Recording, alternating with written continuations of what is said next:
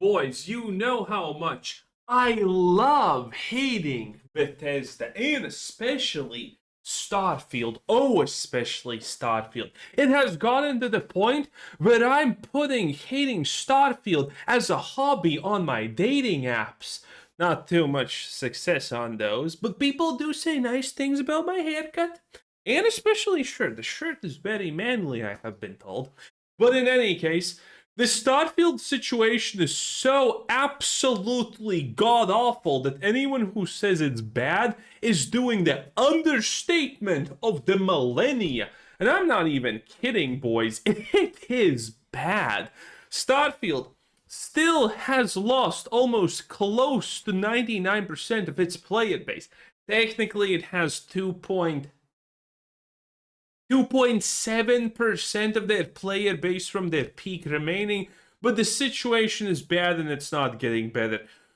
The only good part is their newest DLC that costed $10 and was for free for the majority of people still only pushed this up to 30k players, which is technically a tenfold increase, but this is like only a IGN story where it would be called good. But the situation is bad.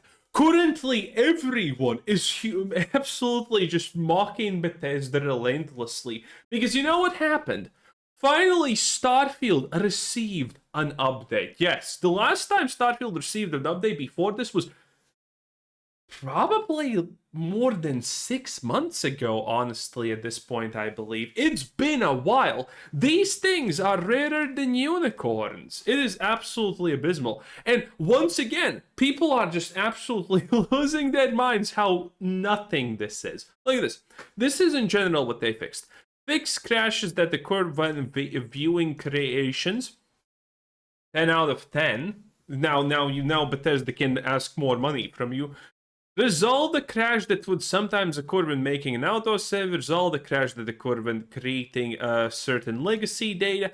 Fix the crash that would occur when removing certain type of items in outpost mode. General crash and stability fixes. So this is stuff that no one even knew was a problem because it barely happens. Because there's more important things to fix. Gameplay-wise, addressed an issue that caused Muria to consume ammo. I'm sure this matters a lot. Adjusted plasma cutter to prevent from getting cool legendary effects that it's not supposed to get because Bethesda hates fun. Addressed an issue that allows mineral farms to appear on Earth, which is hilarious because Earth is supposed to be lost, even though all of space is known and everyone knows where Earth is. But I mean, we're talking about Starfield, so the lore doesn't really matter. The less you know, the better, in fact. And, you know, a bunch of other fucking nonsensical garbage tier changes. This is nothing. This is another Bethesda failure. They didn't address any of the real issues people had, any of the real problems that people are facing, which is a daily problem for the poor saps who have chosen to still play this dumpster fire. And people are rightfully mocking them.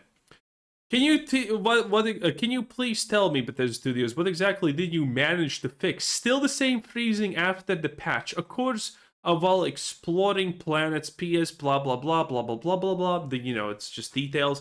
I love you very much, but I'm uninstalling. I've lost 70 euros on this game. I'm fed up. And these are pretty much all of the comments. Whenever Bethesda says something, look at this. Just had a crash on PS10 Pro. By the way, Starfield has never worked properly on the PS. So people and Bethesda has probably no real intent of fixing it, by the way. So, you know, people who bought this on PS, good luck. Good luck, it's never getting fixed.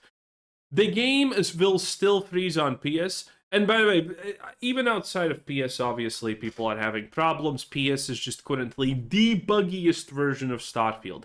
And again, this is just pure humiliation for Bethesda. People hate it.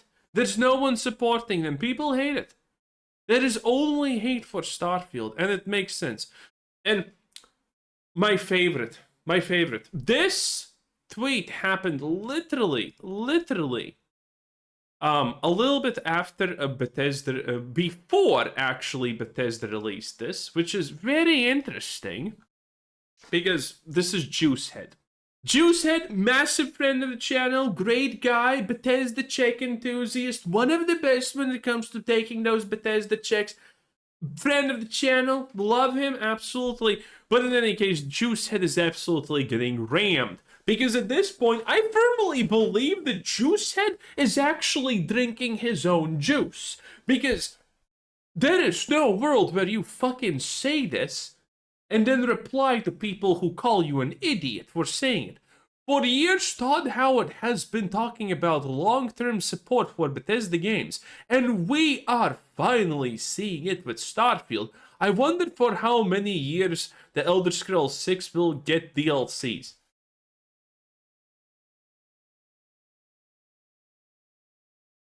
I mean, there's not enough emotions in the emotional spectrum to describe how fucking disgusted I am right now, okay? We need to create a new level of appallness, okay? Is that even a word? Anyway, now it is. Starfield has 2 expansions. Shattered Space, which is an official expansion, and after that they did not call Terra Armada an expansion. Shattered Space is roughly 6 hours of gameplay. Terra Armada is fucking 3. 2 if you're fast. It's literally 4 main quest objectives and then like 5 radiant quests. It is bad. It is appalling. It is insanity. And this guy's talking about, oh, look at Bethesda doing a great job. Bethesda can't fix their own shit. What kind of good job are we talking about here? This is supposed to be a grand massive patch for Bethesda where they fixed more than 3 things. Half of these fixes probably are fake. That has happened multiple times before. And JuiceHead is unironically saying, oh, look at this is great, blah, blah, blah, blah, blah. And then someone actually just calls him out. And by the way, all of these comments are just people calling him out. He replies for the first 2. But after that, he just ignores everything else because everyone's just dogpiling on him for saying something this ridiculously amazing. I do know if Starfield has a good established record yet. They have done 2 DLC, but have been super slow about it. Between them, it certainly felt like they had wandered off. The point I'm making is Starfield is nearly 3 years old, and Bethesda single-player RPG is still getting DLC support. That's new for them. The quality and quantity of content is its own discussion that I'm not delving into here. By the way, he knows that people are gonna call out the fact that, bro, he's trying to glaze Bethesda for 2 expansions. None of these are worth even $5 fucking dollar. None. It's garbage. It's trash.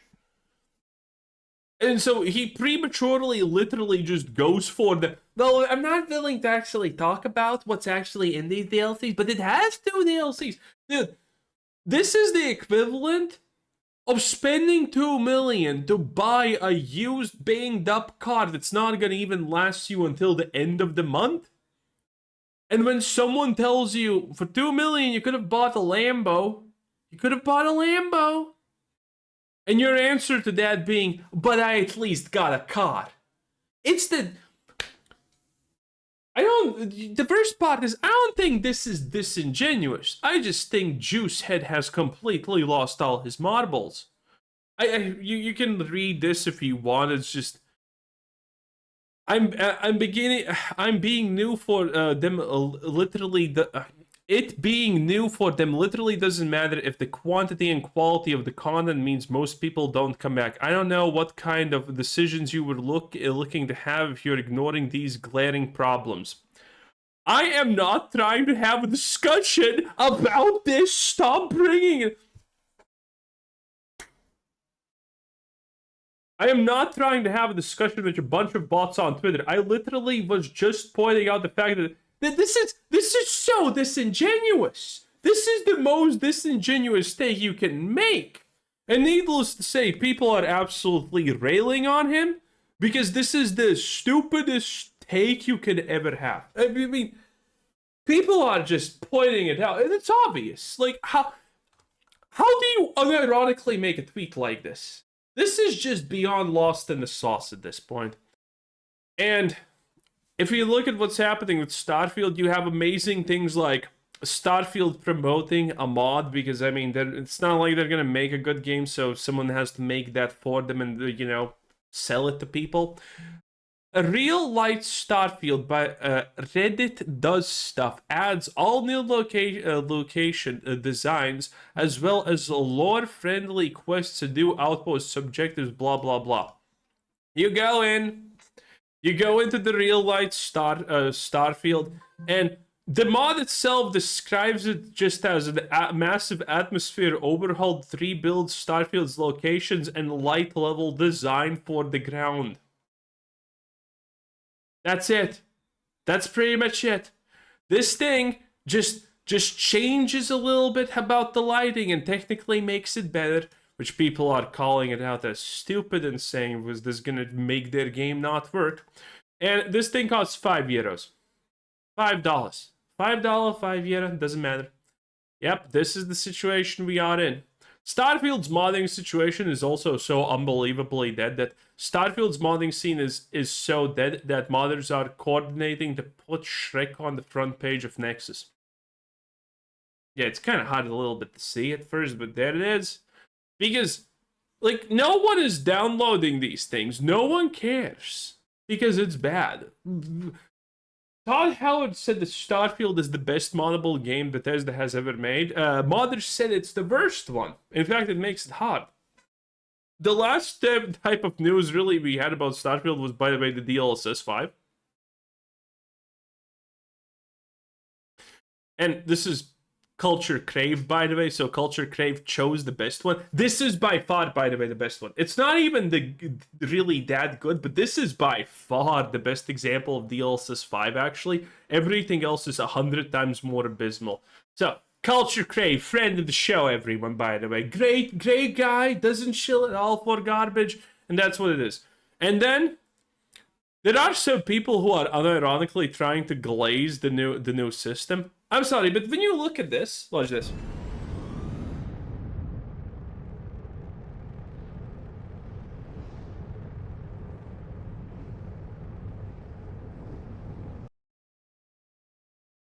When you see this, does it feel perspective-wise that the planet is just, you know, this small?